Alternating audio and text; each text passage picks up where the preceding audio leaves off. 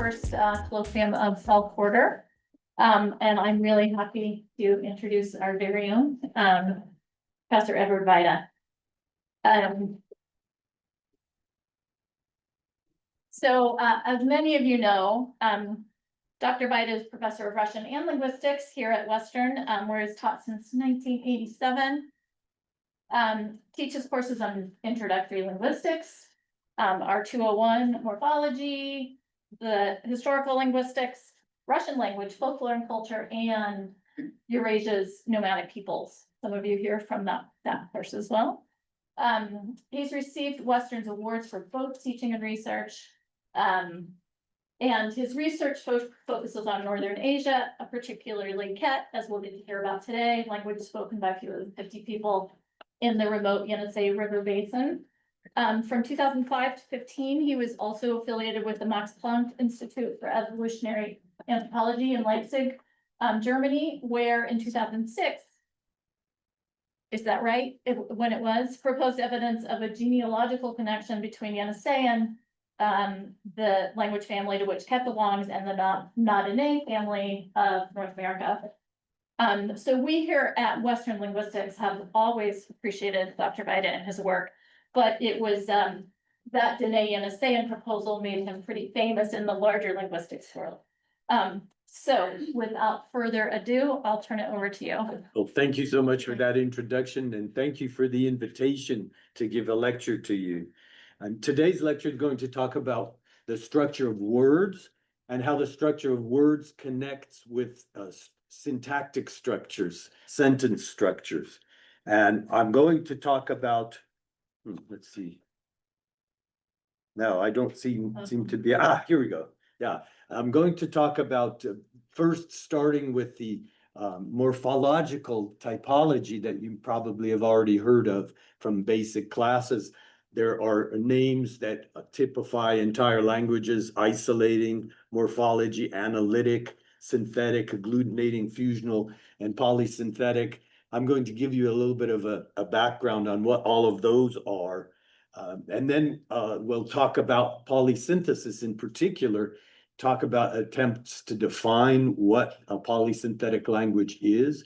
And then I have a new proposal that there are in fact two types of polysynthesis that are really different than one another, which basically hinges on whether a single verb can express an entire sentence, an entire clause with subject and object. That would be called monoclausal polysynthesis. Or can it go further than that? And can an entire verb have elements from free phrases or from multiple clauses inside of a single verb word? And that I would call multiclausal polysynthesis. And I'll examine two languages in particular, the Ket language, which has the monoclausal type, and the Nivkh language, which is spoken a little bit north of Japan on the island of Sakhalin, which has the other type, the type that allows elements from multiple clauses to be inside of a single word. And then once I show you how those two types of polysynthesis work, I'll step back again and go back to the earlier typology where we're talking about non-polysynthetic languages. And it turns out that the feature that distinguishes these two types of polysynthesis is also found in other kinds of languages that are not polysynthetic. And it depends on how tightly your word coincides with particular syntactic structures. In other words, can a word have what is called a free phrase as part of the morphological word, or is there rules against having that? And so it turns out that the polysynthetic language division is something that is also in existence in other kinds of languages that are more simple. And finally, once we do that, I'll move to the second half of the lecture and talk about how come this is important for studying the historical development of languages. And again, mostly I'll look at the Ket language and its connection with Na-Dene languages, looking at how polysynthetic complex verb morphology can inform our understanding of how languages could be related in the distant past. So let's first jump into the traditional morphological typology that was created about 200 years ago. And this scale here starts on the left with isolating languages that have morphology mostly consisting of root morphemes, and combinations of root morphemes, compounds, little or no affixes at all. And all the way on the other side, on the right side, you see what are called polysynthetic languages, which, just for basic definition, a polysynthetic language is a language that a single verb form can be an entire sentence on a regular basis. Okay, and then, however, there's something that's really misleading here. You go from isolating to analytic languages to synthetic to agglutinating and finally polysynthetic. Really, this is a superimposition of three very different kinds of morphological contrasts that don't come in a gradual scale. They're overlapping on top of each other. The first one is analytic versus synthetic. Does a word have grammatical information inside the word? Or is there a morpheme in the word that tells what it's doing in the larger sentence or not? And if it is, it's called synthetic. And if you have languages that don't have those types of morphemes, which we call inflections, that's called an analytic language, okay? And then something completely different. If you do have affixes, do the affixes get put one after another where you can actually separate them in morphological breakdown with hyphens? Or do they merge together? Do the morphemes merge together so you really can't separate them out in separate little pieces? Do they fuse together? That would be a fusional language. But see, all synthetic languages are either agglutinating or fusional. So these are not separate categories of languages. They overlap on one another. And then finally, polysynthetic languages are highly synthetic languages of a certain type, but they are also either agglutinating or fusional. And in fact, I will argue that all polysynthetic languages are both. There's some parts of them that are agglutinating and some fusional. So these are not discrete different types of languages. They're types of dichotomies, three types of dichotomies that actually overlap on one another. So if you look at it that way, it'll be a lot easier to understand morphological typology. So starting out with isolating language, the classic ones are found in East Asia, where most of the morphology has to do with roots that are compounded together. So, Tian means electric, and then you can put all sorts of other roots together, like Tian Li, electrical power, and you know what this is? Tian Nao. This is Tian Nao, which means electric brain. It's a computer. So this is a very typical language that doesn't have a use of very many affixes, and we will call this an isolating language. And all isolating languages are analytic because if they don't have affixes, they don't have grammatical affixes. They don't have any kind of affixes. So by default, isolating languages are always analytic. But not all analytic languages are isolating, as we will see. It's been said that the most isolating language in the world is Vietnamese, which consists of almost exclusively roots and root compounds, and yet it does have a complicated morphology because there's all sorts of rules about how those roots can go together. And you could see the literal translations of some of these compounds into English. Now, English loves compounds also, but English has a lot of affixes. So it's not an isolating language, okay? Now, some languages don't like to have compounds, but they have lots of affixes. Russian language loves to have all sorts of affixes. It's a synthetic language, but it doesn't particularly like compounds. There's not a name for a language like that. Languages like English and German like to have a lot of compounds. They also have affixes. So I invented the term compoundophilic language, if you like to have lots of compounds. And all isolating languages would be that way because they wouldn't have any morphology if they weren't, since they don't have affixes. But some highly complicated languages don't have very many compounds. They have just mostly affixes. So there's all kinds of different types of languages that don't even have a good definition, don't even have a good name yet. Okay, if you look at, well, this is one of the Max Planck Wahl's World Atlas of Linguistic Structures map. It shows where you have a lot of affixing languages in the world. And the red is the prefixes are favored. The blue is suffixes are favored. Okay, so, and then when we have white, we have isolating morphology where we don't have many affixes at all. So you can see that isolating languages are in the minority in the world.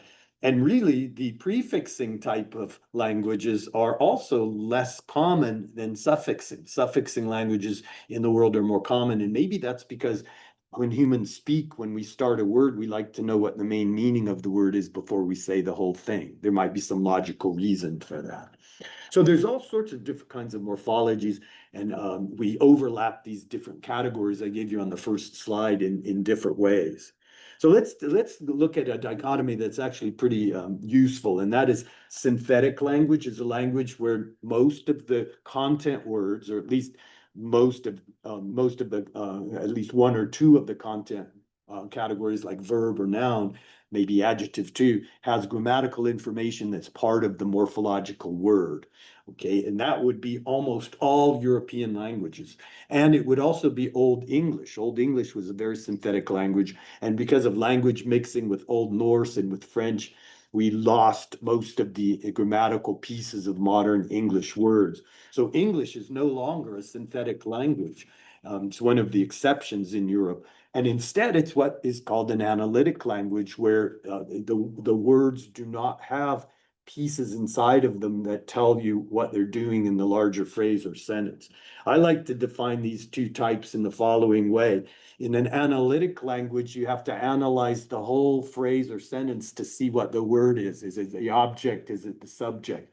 And in a synthetic language, you can take the word out of context and you can synthesize what it's doing in the sentence by just what grammatical morpheme is inside the word, giving it away. So let's look at a highly synthetic language, Russian, and then compare it to English. Okay, собака укусила девушку. The dog bit the girl.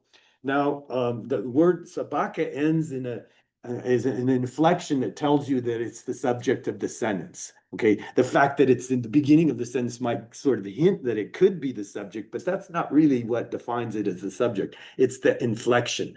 And then the verb bite has not only the past tense suffix, but also the fact that it's a single feminine noun that is doing the action.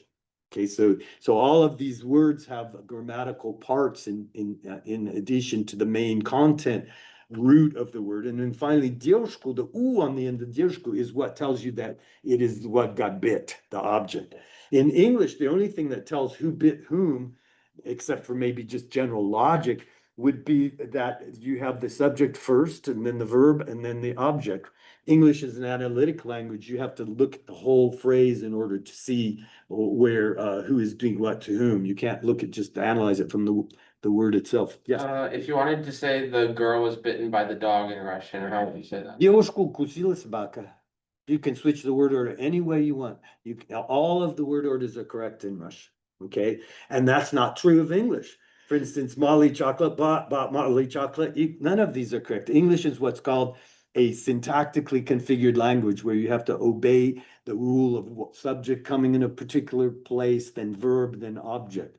Russian is very different than that. And the reason Russian is different is that those inflections give Russian the ability to exchange their word order to focus on new versus old information.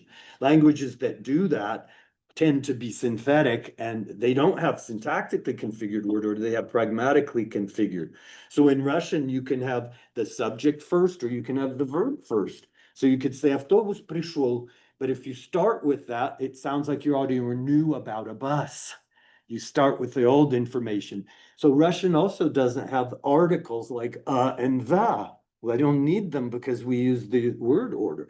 If you say пришел автобус, it sounds like you don't know anything's going to happen, and then this happened. And so when you don't know what the topic is, you start with the verb in Russian.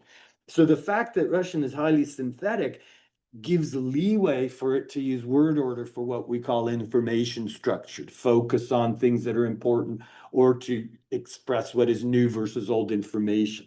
So this goes back to what is called the parametric theory, where certain traits of morphology or certain traits of syntax interact with others like a package, and they come together.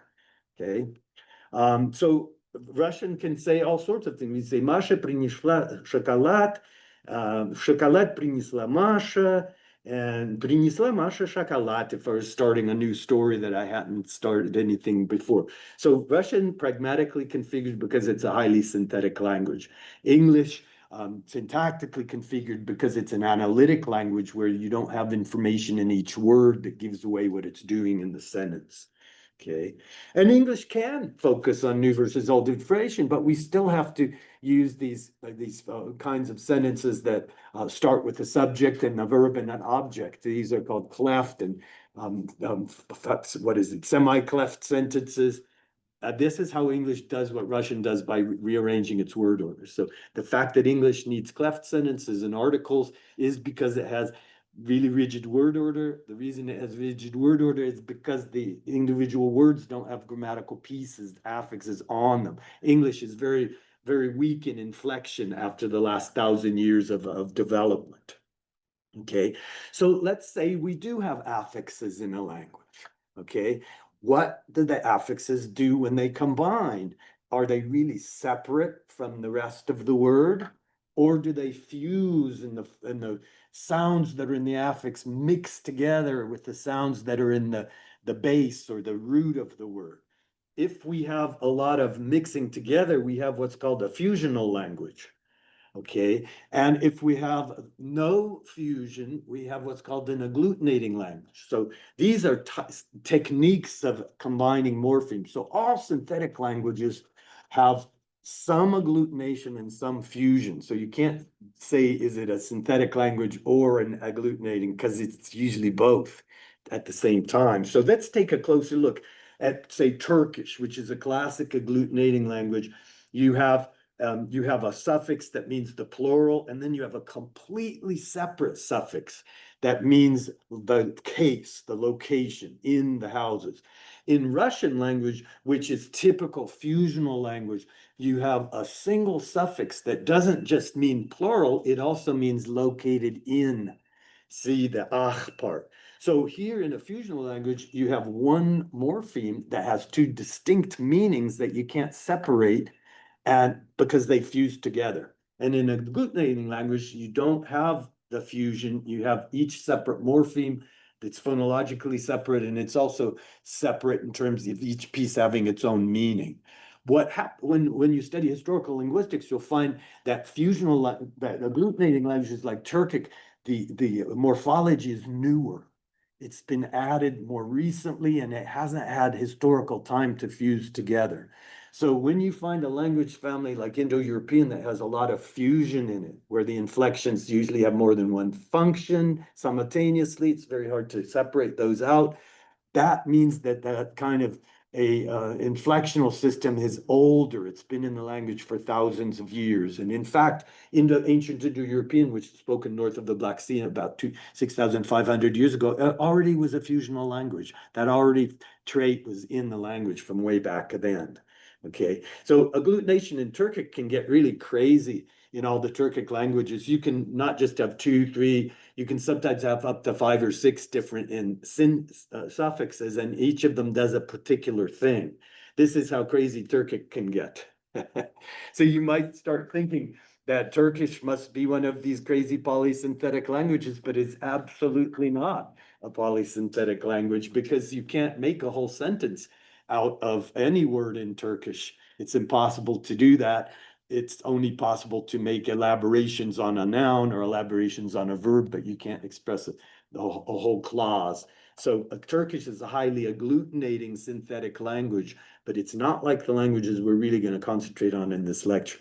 Languages that have very significant agglutination, gluing together little pieces one after another. We find them all throughout the world. Quechua in South America is very much like Turkish, the flavor of how they make words, even though it's completely unrelated. This is a very common type of language that you find all over the world.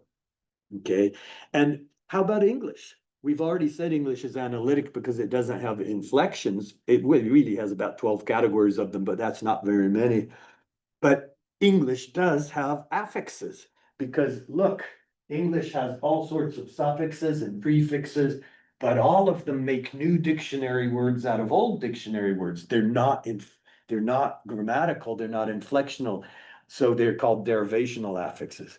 So analytic languages are twofold. Some of them have derivational affixes like English, and they're not isolating. And in that case, are they fusional or are they agglutinating? In most cases, you have some of both. But English has some wild agglutination patterns where you keep changing the part of speech from noun to adjective to verb to noun again. This is really unusual in the world's languages. You don't find it in a lot of languages. You can't do this in Russian as much as you can do in English, for instance.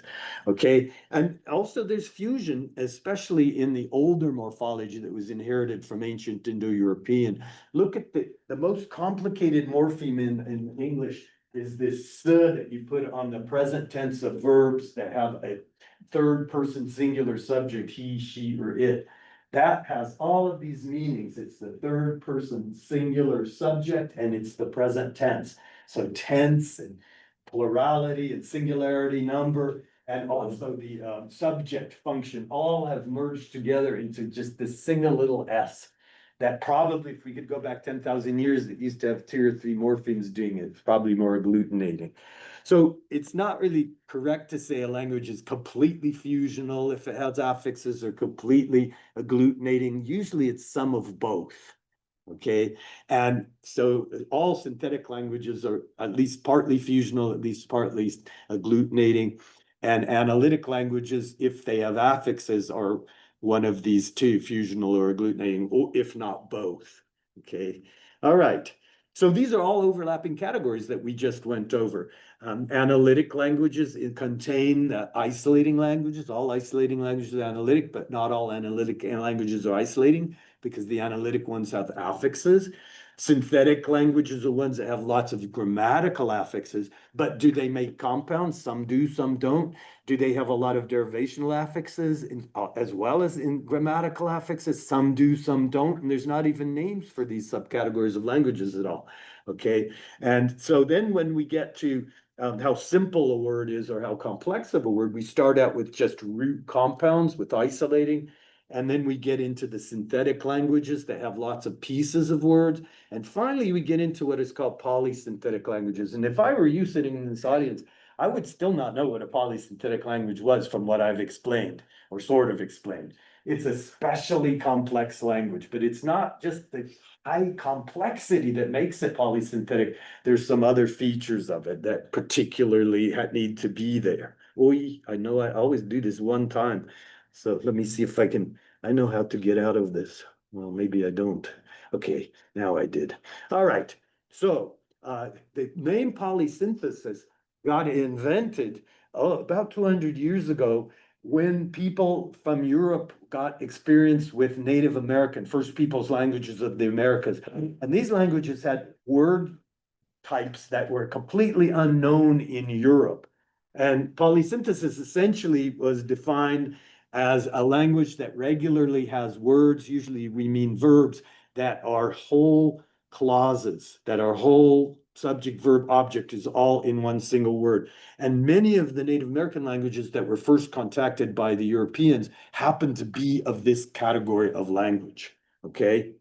So when we look at this map, all of these large families that I have defined here, all of them are polysynthetic languages, but they're all making those big sentence-like words in each their own way. There's a lot of distinction and difference between the types of polysynthetic languages.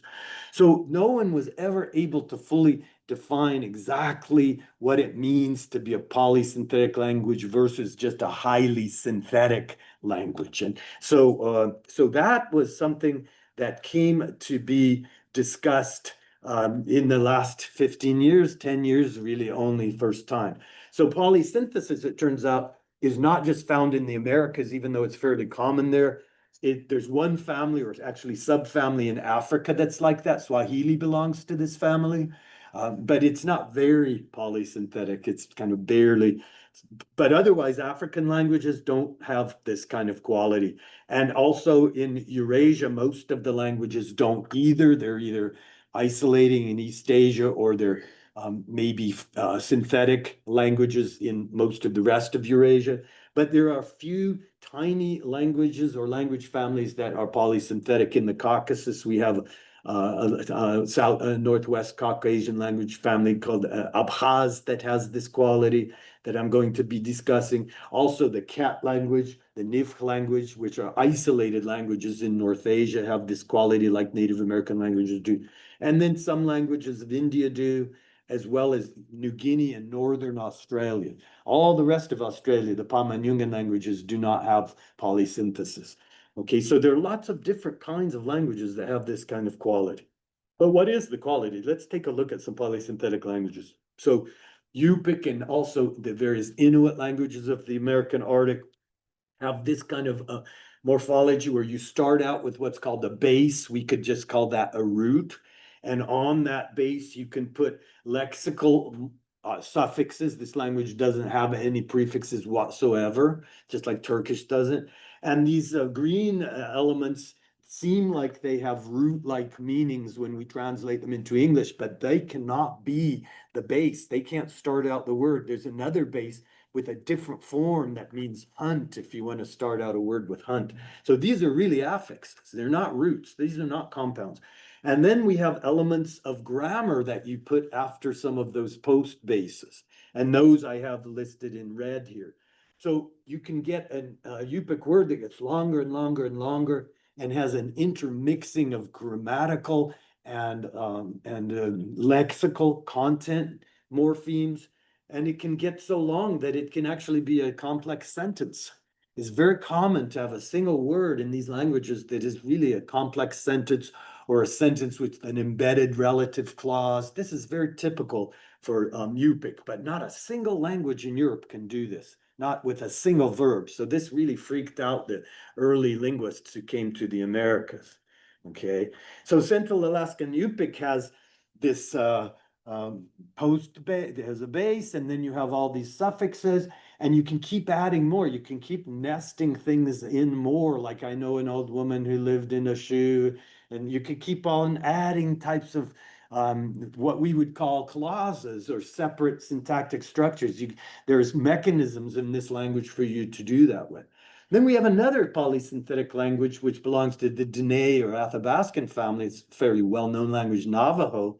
It's polysynthetic too, but it's as different from Yupik as it possibly can be. Instead of being able to nest all sorts of different syntactic structures, the Navajo word, and in fact, this is true of all the Dene languages, has a single verb root, and you cannot add elements from other clauses, and you cannot add free phrases into Navajo.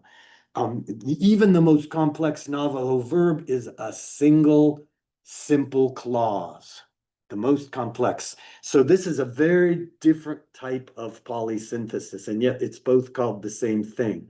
And then when we compare it to the kind of complex synthetic morphology, we find that Turkish never can make a verb that means subject, verb, and object. That's impossible to do in Turkic at all. So we have polysynthetic Yupik, we have polysynthetic Navajo, but we're actually calling very different things with the same name. So knowing something's polysynthetic doesn't tell you how it's going to express these sentence-like words and what kind of sentences are going to be able to be expressed by the verb. We need something else that hasn't been given yet.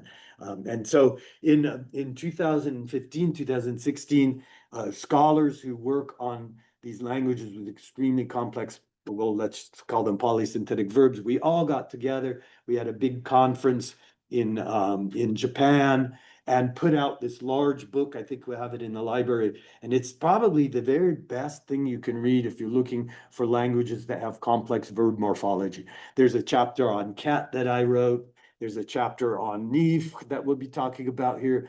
There's chapters on the Dene languages and on the Yupik and on languages of New Guinea and Australia. And the main purpose of this whole symposium and this whole book is try to define what polysynthesis is. Because for the last 200 years, polysynthesis has been a word in search of a definition. The real reason that it was invented is that it defined really weird, complex words that weren't like European words. But there's lots of different ways you can not be European in language. And so the polysynthesis, we were trying to make a definition for it. We really couldn't do it, to be honest. The best we could do is find 3 parameters that define polysynthesis, okay? And it's like a slot machine. If you have a language that has only one of these but not the other 2, it is not considered polysynthesis, okay? For instance, discontinuous stems where you have a grammatical part here and then you have a lexical part and you have grammar, interdigitated inflections in between the the lexical part of the word. That's called a discontinuous stem. We have that in Navajo. I'll show you, we have that in Ket also. If you have that, that is one feature of polysynthesis, okay? But in Arabic, we have this as well. And in Hebrew, we have discontinuity of morphemes and functions, but that's all that is in those languages. We don't have the ability to mark both the subject and the object inside of a single verb form. So a whole transitive phrase in a language like Arabic can never be a single word ever. And so that is called holophrasis. Can you make a single transitive clause into one single verb word? That's the second ability. Okay, so Navajo can do these 2. It's really good at doing both of those, and therefore, ching ching, it's a polysynthetic language. Then the third is, can you compound? Can you put secondary heavy lexical material into a verb? Well, we can actually do that in English. We can spearfish, we can deer hunt, we can whale watch. We're putting secondary root compounding into a verb. But in English, we can't do either of these first 2 things. And so, of course, English isn't a polysynthetic language. So the best that we could come up with is this 3 parameters, and if you have at least 2, this is a language that could be called polysynthetic. But that opens the door to having several subtypes of polysynthetic language, depending on which of these 3 is represented in the language. So what that volume here did was show that polysynthetic languages are actually more different from each other almost than they are from non-polysynthetic languages. So let's go to a language that has all 3. Ket, it wins the prize. Ket has, this is a fairly typical verb in the Ket language, which means they keep elbowing me. Okay, in each of these parts, this is the 3rd person subject. This is the word elbow. It's the secondary heavy lexical material that's put in because, oh, I didn't mean to do that. Because here is the root. This, oh, I didn't mean to do that either. Yeah, here we go. Here's the root that means to poke at the very top. So you elbow poke somebody. We could almost say that in English, couldn't we? But what we couldn't do in English is putting the subject marker in the verb and putting the object marker in the verb too. Remember what that's called from the last slide? Holophrasis. So Ket has the ability to incorporate secondary heavy lexical material. Ket has holophrasis. And Ket has that other element too, the discontinuous stem.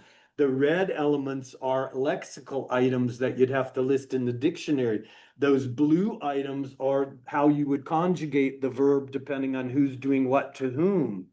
All right, there's like 70 some forms of this verb because of all the subject and objects that you can combine. And then the 2 green elements is what we call tense mood aspect. Did it happen before? Or is it going to happen in the future? Did it happen many times or once or whatever? So the grammatical elements and the lexical elements are interdigitated in a discontinuous stem. So the Ket language has all 3 features of polysynthesis. And in fact, you're going to see that Ket language is very similar to Navajo in how they construct verbs, except that Navajo has lost its ability to incorporate secondary heavy lexical material. You can't add another root. The older Dene languages could do that, and some of them in Canada and Alaska still can, but Navajo has lost that productive ability. Okay. All right. So here's another Ket typical verb that we dragged it outside, and you can see the subject and the object. So it has holophrasis. You could see these lexical elements that are going to be in every single one of the conjugated verb forms because it's like the stem of the verb, and they're not continuous, they're discontinuous because you've got tense markers and then you've got object markers that's in between some of the pieces of it, right? So this means that Ket is all 3 of the ways of polysynthetic. But look at the Ket verb again. what is it? It's partly agglutinating. All of the morpheme positions from the prefix 8 position to prefix 5 position are agglutinating. You can easily separate them out with pronunciation and put commas in between them, but between position 4 and the root, which in Ket we call the base, it's mixed together. There's all kinds of morphemes that change the pronunciation of the next door neighbor morpheme, and maybe sometimes they fuse together. I would tell you that almost all polysynthetic languages are partly fusional and partly agglutinating. The fusional part is the more ancient part, like you would expect, and the agglutinating part is what got added on later. So Ket, just like Navajo, is a radically prefixing language, and the most leftward prefixes are the ones that got added on the latest. Okay, and here's the position class that discontinuous morpheme goes into, and here's the way that I made. So this is how you list a Ket verb in the dictionary. You have to put the lexical morphemes, then you have to put the tense, the type of tense, mood, conjugation it goes with. And then finally, you have to put, where the subject and object markers are, because you can't predict it. It's different in each verb. There's about 12 types. So you have to list all of that information in a dictionary for a Ket verb. It's pretty complicated. Okay, and in the traditional Ket verbs, the morpheme that's almost at the very end is the main root that tells you the main type of action that's going on. So that's how Ket verbs work. Okay, and we could actually change English into Ketglish. All we need to do is keep the English content roots, and then we make morphemes for the markers of subject, the markers of the object, and the markers of the tense. And so I elbowed you, if we want to make English into a polysynthetic language, would be melbogunchit. And if I elbow you in the present, it would be melboguschit. And if it's elbow in the future, it would be melbogulchit. See, English has become polysynthetic all of a sudden. Why? Because not only do we have compounding, which we already had in English, we now have interdigitation of grammatical and lexical, and we also have holophrasis, subject and object marked in the same verb. So you could actually make a very simple analytic language like English into polysynthesis if you decide to do it. You know, you're bored on Saturday, nobody came to visit you. So it's possible to do this, okay? So polysynthetic languages are all over the world, but what kind of polysynthetic language? And maybe there's more to it than those 3 parameters. Maybe there's a reason why sometimes parameters 2 and 3 are in a verb, and sometimes only 1 and 3, sometimes only 1 and 2, sometimes all 3. Maybe there's a better way than we succeeded in doing 10 years ago to describe polysynthesis. Maybe it's not the same thing. Maybe it's more than one thing going on. And that's what the rest of this next section of the lecture is about. So when we look at Central Alaskan Yupik, we have a polysynthetic language in which the verb word is not limited to the syntactic domain of the simple clause. Aspects of it go out into additional clauses, subordinate clauses of various sorts can be incorporated into the verb word. So this kind of polysynthesis, maybe it's less important whether you can incorporate secondary lexical material or whether you have holophrasis or whether you have the discontinuous stem. Maybe it's more important that the verb word doesn't conform to a simple clause, that it goes beyond simple syntactic structures. It straddles boundary between syntactic structures that in most languages are separate words entirely.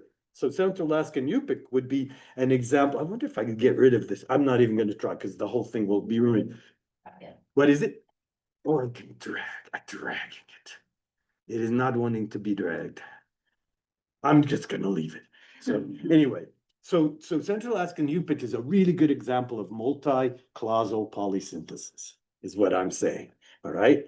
And here's how it works. You can take Yupik and you can keep on adding more and more information. You can go on and on doing this until you have not only a sentence that's a verb, you have a complex sentence or a sentence with embedded clauses into a matrix clause that's actually one single verb word.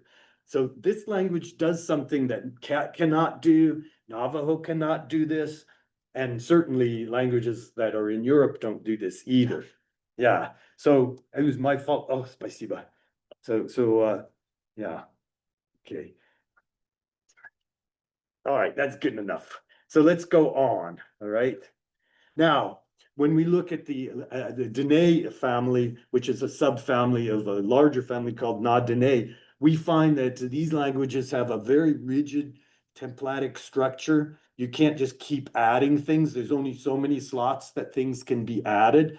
And you can get fairly complicated verbs, but you never have a ability to add free phrases. You never have the ability to add more than one verb root, that especially if they are from separate clauses. So Navajo is as different from Yupik as you possibly can get. And so calling them both polysynthetic languages doesn't really help you very much understand how the languages work.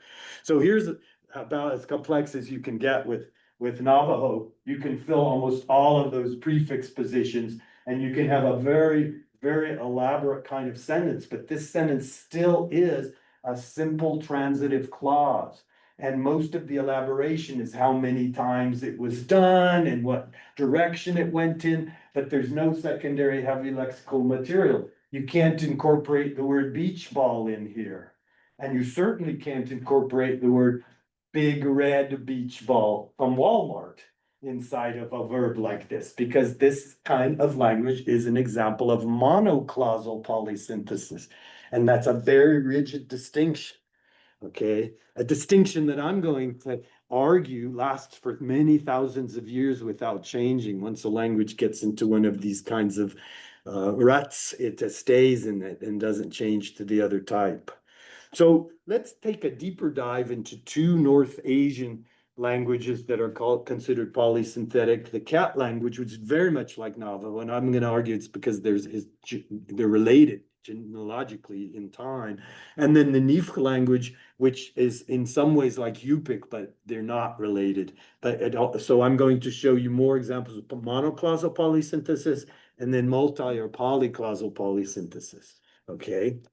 So if you're interested in the language families of North Asia, not just Ket and Nivkh, but the other language families that I'll mention later in the lecture, this series of books, these 2 volumes on Northern Asia is now in our library. That has a really good chapter on every one of the language families of North Asia. And you can just download it electronically if you're a member of the library. So maybe the best thing that I've ever written on Ket is the chapter in here, the 107-page chapter in here. It tells all sorts of things about what I'm going to be talking about in this lecture. So Ket is isolated in the middle of Eurasia because reindeer breeding peoples took over the rest of Siberia, and the Kets lived in a highly mosquito-infested area where the reindeer breeders couldn't really penetrate. When you get to the Pacific Rim, we have all kind of rocky outcrops and areas where it wasn't possible to have large herds of reindeer either. So the earlier hunter-gatherers survived in these areas. So these people are called Paleo-Siberian or Paleo-Asiatic because hunter-gatherers are correctly thought to be the earlier inhabitants of North Asia. And then the people who came up with animal husbandry, horse breeding, cattle breeding, reindeer breeding are Neo-Siberians, Neo-North Asians. And of course, the Russians are Neo-North Asians who just came 400 years ago. So in none of the languages of the reindeer breeding peoples or the horse breeding peoples is polysynthetic by any definition. They're all synthetic languages, usually very agglutinated. But in these groups of people that are the ancient hunter-gatherers, most of these languages are polysynthetic in one way or another. So this is a good place to study the phenomenon of highly synthetic languages. So we'll look at Ket and we'll look at Nivkh, both of which are extremely endangered languages today. The Ket language is the last of a whole family of languages that was formerly spoken down the upper reaches of the Yenisei River close to northern Mongolia and Lake Baikal. And all of these other languages disappeared because of Russian exploitation, or maybe they switched over to speaking Turkic or Samoyed language of some sort. The Kets are the only ones that survived. There's only a few dozen, if at most, native speakers of Ket today, but it has a really different kind of language structure. And it's got a polysynthesis that no other language in Northern Asia has whatsoever. Even the other polysynthetic languages don't have like this. Okay, all right. So Ket is an example of the same language, type of language like Navajo. It has monoclausal polysynthesis. Okay, verbs cannot express multiple clauses and they cannot incorporate free phrases of any sort. And I will argue that this is an example of a design feature of language that's also found in synthetic languages, not just polysynthetic languages. And I'm going to call this tight lexicosyntactic coherence, where the words in a language don't have any elements inside of them that hint at multiple structures, at multiple clauses. So languages that are monoclausal have a very impoverished ability to connect clauses together. They have simple subordinating conjunctions or coordinating conjunctions, or maybe they've borrowed a few inflectional suffixes from their case system, but they don't have any dedicated creation of participles. They don't have any dedicated creation of converbs that subordinate one action to another. So Ket is the only one in North Asia that's like this. All the other languages have all those participles and complicated ways to make complex sentences. When you look at a text of Ket, it's essentially one simple sentence after another that's loosely connected, either asyndetically or with simple conjunctions. And so it's not just the verb structure itself that has this tight coherence, it's also the other words and the other ways to make words into clauses and sentences that has this tight coherence. This is one of the last speakers of Ket, one that I worked with the most, Tingdeliang Valentina, who's recently moved to Krasnoyarsk, so we were Skyping until they got rid of Skype, and so now we have issues. So anyway, let's take a look at how Kets can make verbs. You can incorporate the noun into a verb, the direct object noun into a verb. So I could say sul dibbet, I'm making a snow sled, but I could also say tsullibet, I'm snow sled making. Why would you choose one or the other? When we get to any kind of polysynthetic language, I'll tell you this right now, whether you incorporate or not incorporate is part of information structure. You incorporate the background information in the dialogue, and this is going to be true of those multi-clausal ones as well. So in Ket, if I'm really interested in a snow sled that I'm making and I'm contrasting it to some other thing that I could make, I will say sul dibbet. And if I'm just talking about a routine activity that at a certain time in the early fall, we have to renew our snow sleds, it's a typical kind of thing we do, I make a new dictionary word, sled making. And so it's really whether it's newsworthy or mundane, typical, that we decide to incorporate. But in Ket, I can never incorporate a noun if it is modified as part of a free phrase by an adjective or a determiner. You can only incorporate the single noun itself. Because if I were able to incorporate, then it would be a free phrase that I'm incorporating. I would have multiple syntactic structures that is in the same word, and that's not allowed at all in this type of polysynthesis. Same with water. You know, I'm saying I'm drinking water, I'm saying I'm hydrating, it's like a typical thing. It's not as surprised that it's water that you're drinking. You can incorporate the word for water, but you can't incorporate it if you have a this or a that that's modifying the noun. That has to stay outside the verb. If you say you're doing it for yourself, the reflexive has to stay outside the verb because it's part of a larger structure that you can't incorporate. So Ket has very strict rules about what you can and can't incorporate. They also have two verbs that incorporate the instrument. Like if you're rubbing something on something, you have not only the object that you're rubbing it onto, but the material that you're using to grease or to rub. So in this particular route, this kit is lexically marked that you have to have some substance that you're using to do the rubbing. And so that means that you incorporate the instrument into the verb. Now, if it's a verb where the root isn't lexically marked to have an instrument, you can't incorporate the instrument into the verb. Only these verbs that are lexically marked that this is not an adjunct of the verb, it is closer together in the verb root that you can do this. Okay, and the other one is poking. This verb here this root here means that it poke with a lengthwise object, with a long object. Poke endwise with a long object. So you have to have an instrument that's long in order to use this verb. And if the instrument is the focus of contextual attention, you don't incorporate it. If it's something you typically do and you background it, then you can incorporate it. But if I say I'm poking you with a bear spear, or I say I'm poking you with a long bear spear, or I modify the word bear spear in any way, that instrument can't be incorporated because it's already a free phrase. That's not allowed. So Ket has very strict rules, what can be incorporated, which roots can do it, and it all has to do with whether we have tight verb phrases or more wide verb phrases. The more wide ones cannot be incorporated in a language like Ket. Okay, and I didn't understand this when I went on my first expedition. So I found this root Ted that means hitting, hitting. And so we had this awful situation where we were walking through the village and this very vicious dog attacked us.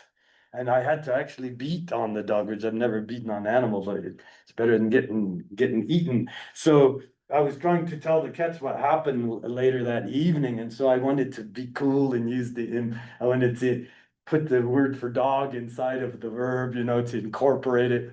They were almost rolling on the ground laughing because what I said when I said I dog poked, I dog hit, what I really said was that I took a dog and used it as a battering. Because that's the only thing you can incorporate in this verse. They would laugh at me. I never got over that. The only way I could live it down is leave the village. Okay, so in Ket is you can't just put everything in a verb like you can in a language like Yupik, okay? And if you put a modifier, a free phrases cannot be incorporated. If you go to the Chukchi Peninsula, Kamchatka Peninsula, you can incorporate entire free phrases as the object of a verb because they have that other kind of polysynthesis where you don't have tightness that only very closely related syntactic things can be in the verb word. They have much more liberal rules, loose coherence. So with every Ket verb, you can put the number of the morpheme position. You can say which one is grammatical and which one is lexical. And you can conjugate all the verbs. If you know in your head, subconsciously, Kets know that in their head without really being aware of it. For every single verb, they know what that top formula is. And you could do that with these languages that have tight coherence and interdigitation of different kinds of morphemes. You could do this with other kinds of languages like that as well. Okay, all right. So let me see. In Ket, you really have very few. Did I pause my screen sharing by accident? Let me continue to share. Sorry about that, comrades. So in Ket, if we want to make a complex sentence, we don't have that many ways to do it. It's an impoverished morphology to make complex sentences. So the lack of making complex sentences inside of a verb is just par for the course of not having much to make it outside the verb. You have conjunctions, a few measly conjunctions to do this, and then you also can steal suffixes from the nominal morphology to do this. And this is new. This was borrowed from the surrounding languages that have all sorts of rich ways to make subordinated clauses. So Ket is a language that essentially is one simple clause after another. And the syntactic phrases, it's very, very rigid which ones can be inside of a word. A word can't straddle more than one kind of a syntactic structure very easily because Ket is a language that has tight lexicosyntactic coherence. That's a word I made up, which is kind of a big word. All right. So the summary of Ket is that there's what I would call morpholexical isomorphism. Ket morphological words are dictionary words, just like they are in English. And it has tight phrasal synthesis. You can't put free phrases inside of a verb. You can't put material outside of the clause inside of a verb either. It has monoclausal syntax, and not just in its polysynthesis, but elsewhere in the language as well. And so this means that Ket is a very distinct type of polysynthesis. And maybe it's more important to say it's monoclausal polysynthesis than to say it's polysynthetic in the first place. Maybe this is more important than the designation polysynthesis. So in order to really bring home how different Ket is than some of the other polysynthetic languages that we've looked at, I want to take a look at the language of the Nivkh, which is decidedly different than Ket in every single way I just described. Ket, the Nivkh has loose lexicosyntactic coherence, and this language is spoken right on the Pacific Rim. It's very few native speakers left. I don't work with this language myself, so I won't be able to tell you how many, but maybe fewer than a few hundred of them. It's very endangered. And Nivkh has some of the same features as some of the other Paleo-Asiatic languages of the Pacific Rim, where you can take free phrases and incorporate them. You can take verbs from different clauses and incorporate them to background them in the discourse. And this is something Ket absolutely can't do. The one of the leading specialists, my friend, Yekaterina Guzdeva, who wrote the chapter in those books on North Asian languages, she works with Nivkh activists and educators to help write textbooks. And she's also pioneered the study of the different kinds of dialects and varieties of Nivkh. And she insists that the one spoken on the mainland called Nivkh is really different enough from the main one spoken on the island, which she calls Nivkh. You can already see that this language has lots of consonant clusters. It's really consonant heavy language that she calls these different languages, and they are not mutually intelligible. The speakers have to use Russian if they want to communicate. So she calls this Nivkh dialect cluster the Amharic language family. So this is getting to be popular now, whereas before we just said there was one Nivkh language with dialects. So let's take a look at some examples of Nivkh multiclausal polysynthesis and see what loose lexicosyntactic coherence really looks like in a polysynthetic language. So in Nivkh, you can put together free phrases, you can put together elements from different syntactic structures inside of a morphological word that is defined by mutation of the consonants at the beginning of the second element of the word. That tells you that it's a coherent morphological structure. But a lot of times these are not dictionary words. They're just convenient things you do when you're speaking to background information in your discourse. They're part of information structure. Some of them are lexical items like compounds are in English, but a lot of them aren't. So you can incorporate roots into a Nivkh word that really belong to different clauses, subordinate clause, matrix clause. So I walk tired means I got tired from walking. There's tons of different kinds of sentences you can make like this in Nivkh language. You can incorporate pieces of relative clauses inside of a Nivkh verb. He saw the house in which his father made a boat. This can be a polysynthetic verb. It's absolutely impossible to do this in languages like Ket or Navajo. So maybe if he father's boat making house saw is kind of how it feels if you listen to the Nivkh language. So these things you can do in languages with loose coherence that are polysynthetic, but not in tight coherence. You can also incorporate free noun phrases as the objects of the verb. You can incorporate determiner phrases, which certainly are not lexical items. They're certain. So a lot of the Nivkh verbs are actually whole syntactic structures, even though they're morphological words. That's never true in Ket. That's never true in Navajo. Okay. And you can incorporate reflexive elements that go into the larger context, which you cannot do in languages like Ket that have tight lexicosyntactic coherence.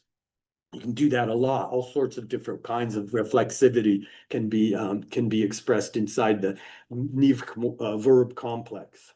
Okay, and in addition to the polysynthesis, the loose the multi-clausal polysynthesis, Nivkh also has a lot of other ways to make subordinate clauses and multiple clause sentences. There are all sorts of converbs that are dedicated morphemes that can't be used for noun morphology, only for verb morphology.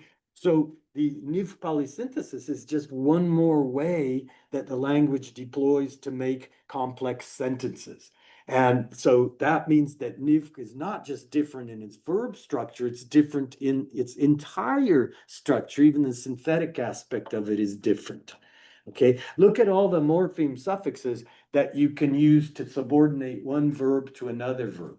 They have grammatical as well as lexical elements in them. They're not used outside the verb system. They're not borrowed from some other part of speech. They are what we call dedicated means of subordination. So Nivkh polysynthesis is really just one more dedicated means of subordination. That's what it does in this language. Okay, so Nivkh is different than Ket in every way you can think of. There are huge numbers of morphological word forms that are not lexical items. They're not dictionary words. And we can put free phrases inside of a morphological word. We can take roots from different clauses and put it inside the morphological word. So the morphological verb often doesn't contain the entire structure of a single clause, but it contains pieces of different clauses. So it's really a different way of doing it. And then when we get outside of polysynthesis, we have all these different ways to make subordinate clauses, none of which hardly exist in Ket. So, and then when we do get into polysynthesis, polysynthesis is just another way to make complex sentences, to make complex syntactic structures. That's really what it is. And so I've never seen a linguistic description of a language like Nivkh that explains when do you background and exactly what do you background from all these different syntactic structures. I think that's yet to be discovered. I think that needs to be done. So to summarize, not just talking about polysynthesis, but the entire structure of the lexicon and how it interfaces with syntax, you can make a type A language with tight coherence, and that has word forms are usually dictionary words, and languages like Nivkh type B, where you have loose coherence, where word forms are often not dictionary words, they're syntactic structures, and yet they're single words. And the lexical integrity hypothesis, where the internal structure of a word cannot refer to larger syntactic structures, that is not violated in languages like Ket and Navajo with the tight coherence. But it is violated all the time in languages like Nivkh, where the words are not really not really lexical items. And this explains why it's violated. People noted that some languages don't obey it all the time, but they didn't explain why. And clause integrity and Ket, and the clauses are really separate from each other. But in a language like Nivkh, there's pieces inside the same word that belong to different clauses. And so there isn't this kind of coherence, this exact parallelism. Okay, and if Ket and Nivkh were just synthetic languages without synthetic verbs, this kind of typology would still hold, because the synthesis is limited to very specific syntactic structures and not to larger ones, not to other ones. Whereas in the Nivkh type, you have pieces of various syntactic structures where the word contains them without containing the entire structure of each piece of those other structures. And then the polysynthesis I've already described to you how radically different it is from Nivkh to Navajo. So now we saw how this works synchronically, but how does this develop? How do languages develop polysynthesis from tight coherence? How do they develop polysynthesis from loose coherence? Well, let's just look at the language families of Northern Asia. All of the language families of Northern Asia, except Ket, have loose coherence. The ones that are non-polysynthetic and merely synthetic do, and the ones that are polysynthetic, they all have loose coherence. Ket is the only one that's radically different, that has very tight coherence. It doesn't have participles, it doesn't have converbs, it doesn't have all sorts of things that these other languages that even aren't polysynthetic have. And so you have to go very far afield to find a language that is like Ket. You have to see Basque, you have to go into the Caucasus Mountains. Those languages are not related to Ket at all, unless you go back 40,000 years, maybe they are. And the native peoples, if you do the DNA of the peoples, there's no relationship to them at all. But when you go into the Americas, you find one language family that has very similar structure to the Yeniseian language, just Ket, and that's the Na-Dene family, to which Navajo belongs. That also has very tight coherence. And so this language family is in interior Alaska, and then along the coast of southern Alaska. It consists of this huge Dene Athabascan subfamily. Also the Eyak language, which was on the coast that became extinct in 2011, the last native speaker died. And then finally the Tlingit language, dialect cluster that goes from north to south in what we call the Alaskan Panhandle. All these languages are genealogically related to each other at a time depth of probably about 4,500 years. How do we know this? It's because all of these people are not only have ancestors of first peoples who have been in the Americas since 16,000 or maybe many more years than that, but there is a new strain of people who came into Alaska about 5,000 years ago in the mid-Holocene. And some of those people's ancestry, the DNA shows up in the Na-Dene people. And when we do a coalescence age in, say, the Tlingit and then Navajo and the northern Dene peoples, we find that that coalesces, that it began to diverge about 4,500 years ago. So that's probably the ancestral age of this language family, about 4,500 years ago. Okay, and so if the language came in with that strain of people from North Asia, which I think it did, it would be soon enough so that you can show linguistic connection between peoples, because you can't do that 10,000 years ago or longer ago. Okay, so anyway, that's neither here nor there, but here's the structure of the Na-Dene language. You have the Tlingit is one branch, and then Dene is this enormous subfamily, and Eyak is another branch that was in the Dene Eyak branch that disappeared. So it's a very, very well-studied language in many ways. And they all have this kind of polysynthesis that I've been describing, where the root is almost on the end, you have a series of prefixes, and you have very tight coherence. You can't just put new verb roots in, you can't put free phrases in and so forth like that. Okay, it got dark because we're talking about history, that we switched. So what I want to do, the last thing I want to do in this lecture is to show you that we haven't really studied the historical development of these very complicated language types, like what we call polysynthesis. Where does it come from? How does it develop through time? And so I studied very hard, how did the Ket verb develop through time? How did the Navajo and other Na-Dene languages develop through time? Are they having the same kind of types of developments that we find in other kinds of morphologies, or do they do something a little different? And I have an argument that they do something a little different. When you look at these templates of languages that have these tight polysynthesis, you find that they almost never lose positions that are already in the verb. They're just there like fossils forever. And they do gain positions on the edges of the verb. And those are these disjunct areas, or the areas where you have agglutination, that it's more new morphology being added. But something else is going on. These tight positions that have been there since forever, they can switch places. They can metaphesize for pronunciation reasons. And when they metaphesize, they can get new meanings. They can get a meaning that the original morpheme didn't have, because people maybe mistake what it is because it's in a different place.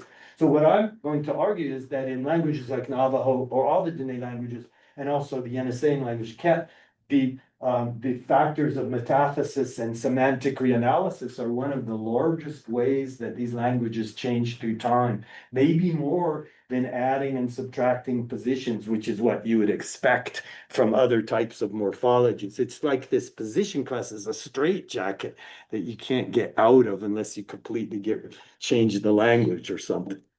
Okay, so if you look at the Dene template of the verb and the Eyak and the Tlingit template of the verb, you'll find the same grammatical marker, but it is in different places. It's metaphesized in some of these places. And in Tlingit, it's metaphesized into the zone that's called the classifier zone. So it does something different than express tense and mood. It's become reanalyzed. as being part of the system that expresses whether whether it's a transitive or an intransitive verb. This is something unique to the Nadiné family called the classifier system. So you can see that there are new prefixes or suffixes added to the edges, but all of the morpheme positions are basically intact. And this is over a distance of 4,500 years, that this has hardly changed except for some metathesis and reanalysis. Okay. And when we look at the Yeniseian family, the same thing, exact same thing, because there are other Yeniseian languages that were documented. And these languages we know from various non-linguistic reasons were probably a family that goes back about 2,500 years. So they've been diverging for that long. And only one or two morpheme positions changed in over 2,000 years in this family. And yet we have quite a bit of metathesis and analysis that's gone on is inside of the part of the stem of the verbs that we wouldn't expect would have changed, and it did. And what I think, this is a real speculative hypothesis, is that these types of languages with this kind of template of morpheme positions, I think they all got created historically by the amalgamation of a helping verb and a main verb become one word, and there were suffixes and prefixes on the helping and the main verb, and they become morpheme positions in between the lexical morphemes that were there in the first place. And because of that, in language families like this, you often have the same morpheme in two positions that express the same thing. Like you might have the past tense in two places or plurality in two places. I think this is a hallmark of this particular type of language. And I don't know why they amalgamated, but they did, and they caused this. And so when you have two morphemes meaning the same thing, a lot of times one of those morphemes gets to have another meaning. It gets reanalyzed as doing something else in the verb. And that's exactly what happens in these types of language families. What am I doing here? Go away, just go away. Okay, all right, now. Okay, so these kinds of features of Yeniseian we can see metathesis, semantic analysis, and something called multiple exponents, where you have two morphemes that both do the same thing, and there should only be one of them. Okay, why is that? All right, so that has to be explained. Okay, and so in Yeniseian, the Ket branch has metathesized two adjacent elements where one of them is rounded and the other is not rounded. So that's affected both nouns and verbs. And we know this happened because the sister language, Ket, didn't have the metathesis there. So we can see the original way that they were structured from Ket. And if there's cognates in Nadiné, they always have the same structure as Ket. They don't have it as Ket. Okay, so metathesis is kind of a big thing in Ket for I don't know what reason. And it's also affected the verb in Ket. Okay, wait. So, well, anyway, so in the Ket language, so this b, since it's got, labial lip, it's metathesized from its original position, which should have been in position 5. And when it did that, some Kets started looking at it as one of the markers of the object of the verb. Because it was in the position that was the object, and it looked like that morpheme, that b. And so they started to reanalyze it. And then they get two object markers because they think that other one is an object. So this happened in Ket in a lot of places. Multiple exponents arises, or semantic reanalysis happens. And so when you compare and contrast Ket with Ket, and you shouldn't go down there so far, then you can see the metathesis has happened because it didn't happen in the sister language. All right, and there's a really great book written by my colleague Alice Harris just not so long ago, and he talked about multiple exponents across languages. But unfortunately, she didn't look at Ket, which has this crazy amount of it in Yeniseian languages. And so she made 4 different types of multiple exponents. And we have it in English, irregardless, right? Irregardless. We somehow forget that less means not, and so we add ear onto it. So she made 4 different kinds of multiple exponents. But she should have looked at Yeniseian, because looking at Yeniseian, you have what's called exuberant multiple exponents, where sometimes you have the same morphological expression, put 4 different morphemes doing exactly the same thing. So in some of the Ket verbs, you have 4 morphemes that mean animate plural subject. 4 times, it's like half the word is repeating that one thing. It would be like saying regard, regardless, something like that. How could something like this arise? This is very important to understanding the history of these languages. So what did I just do? All right. So according to Alice Harris, there is coalescence that causes multiple exponents. I think that happened in the Yeniseian and in Nadiné. If we had a helping verb and a main verb, they coalesced, and sometimes you have two of the same tense marker or two of the same, sometimes other marker in the verb.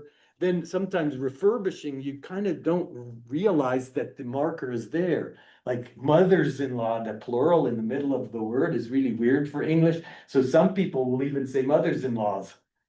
And that would be what could be called refurbishing multiple exponents. But, or some people said, some people would say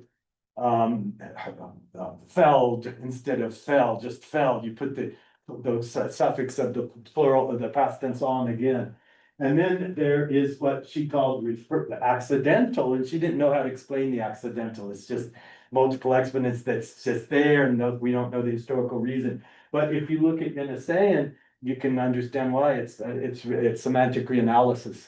That a morpheme looked like another morpheme, and so it was reanalyzed to have a meaning of a morpheme that it never was. And that's the reason we have so many in the Yeniseian languages of that plural. So in both Yeniseian and Nadiné, you have a prefix and a suffix around the verb root that means an action that happened in the past, the result of an action that happened in the past. This is the way. So you have two morphemes that really reduplicate the single meaning. And that's because I think one was on the helping verb and one was on the main verb, and then they got put together. So both of these languages have a cognate double morpheme around the root to mean that action that happened in the past, but the verb doesn't mean the action, it means the result of the action. And then in Ket, we had a loss because of phonology of the subject markers that used to be right before the verb root, almost right before the verb root. We only have little pieces of them that were left. And so Ket innovated by refurbishing with another verb suffix at the very beginning. Okay, but Kot innovated by refurbishing with a verb suffix at the end in the exact opposite position.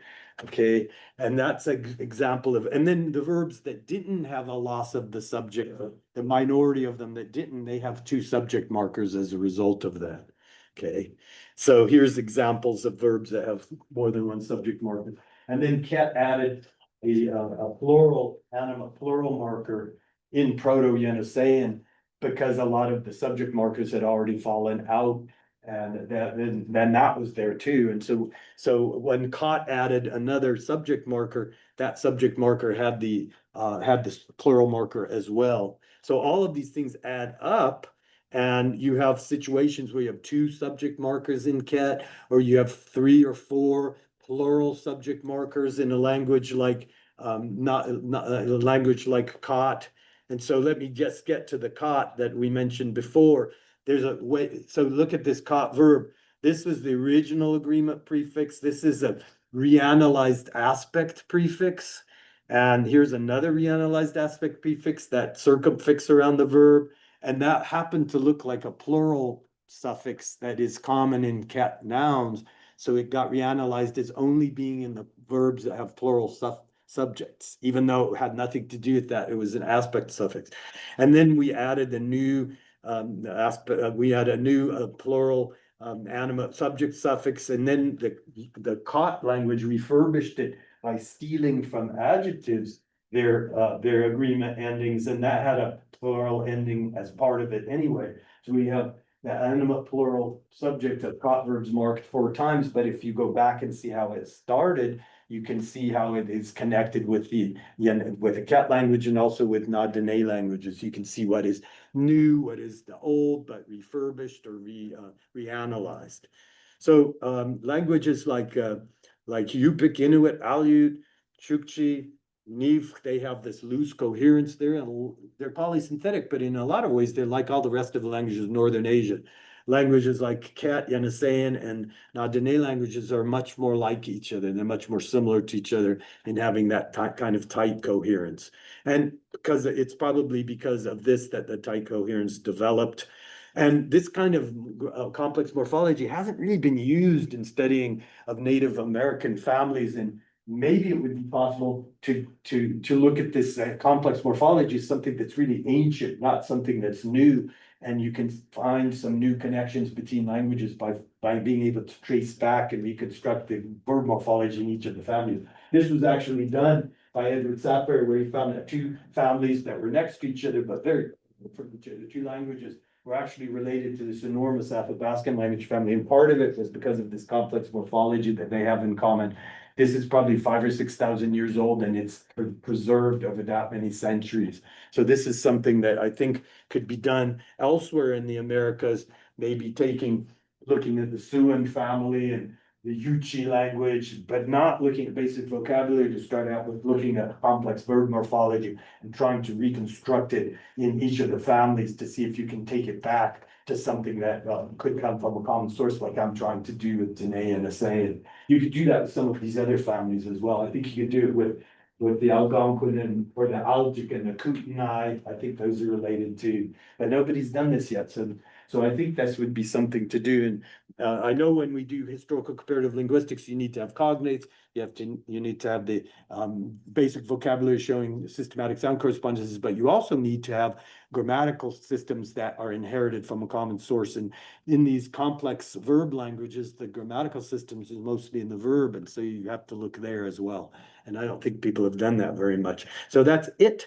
And the two conclusions are languages with tight lexicosyntactic coherence. I've done some historical research with those, and I've given you some of the results, but people need to do that with languages with loose, not only with historically how they developed, but also what are the rules for what you can compound, what pieces of what clauses can you compound for what reasons of information structure. I don't think that's been explained very well in the grammars that are available of these languages, including Nivkh and Yupik and so forth like that. So thank you.